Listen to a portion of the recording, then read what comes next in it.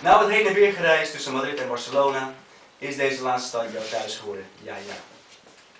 Het werd Sint niet echt duidelijk wat jouw kostwinning was, ook al loop je er chic en knapjes bij, geheel en al een stropdas. Deze knappe verschijning trekt het vrouwelijk volk wel aan, waardoor je als een Don Juan bekend kwam te staan. Ja.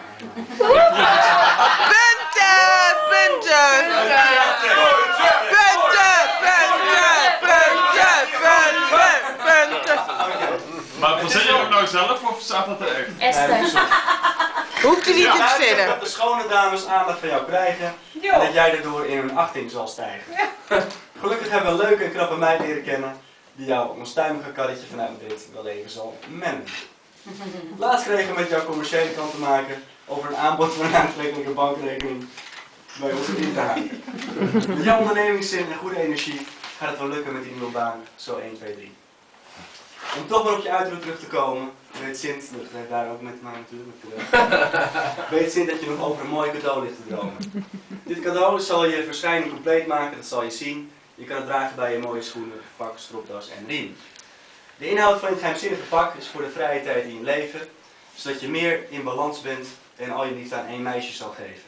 Nou. Oké, het wordt een beetje lauw om steeds over je liefdesleven te praten, dus Sint zal er nu mee stoppen voordat je hem gaat haten. Dat weet ik al. Punten. Is Ik ben niet klaar met dit gedicht. Ook al zijn we mensen wel rijk voor een gek gezicht.